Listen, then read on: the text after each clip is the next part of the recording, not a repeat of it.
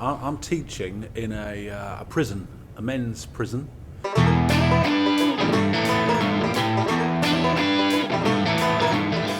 this prison is about 35 miles southwest of London, and it's a sort of lower level of seriousness.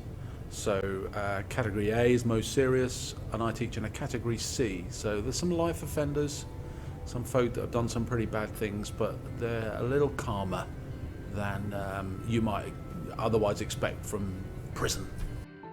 What I'd like to be involved in doing is trying to help somebody uncover what it is they could be good at, and then trying to encourage them along that way. So I think the Tuskegee Airmen is a great example of these guys discovering that they could do this really terrific thing. With the right conditions, the right wind behind you, as it were, you can achieve something significant.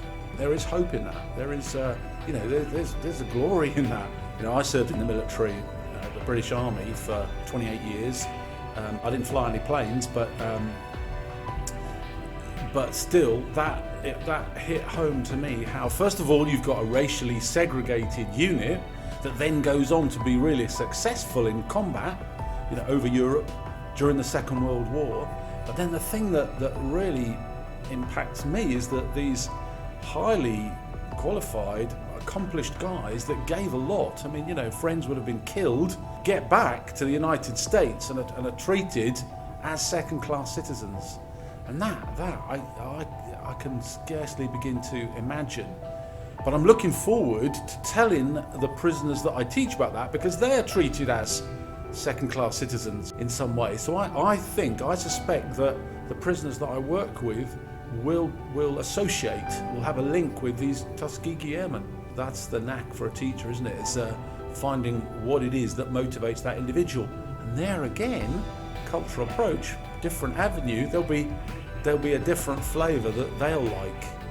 So it's just finding that, I suppose, for them. Get in on it. Find out.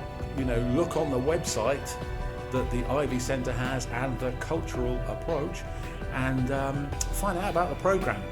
And even if you are unable, you think, no, I can't possibly come on that or get involved in it, then look at what they've got there as a way of just adding some variety.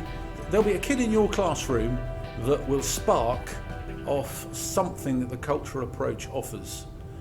Even youngsters maybe that don't like the political, military events through history. What was the impact of that? Yeah, but for example, they might really be interested in fashion, music, poetry even of the time.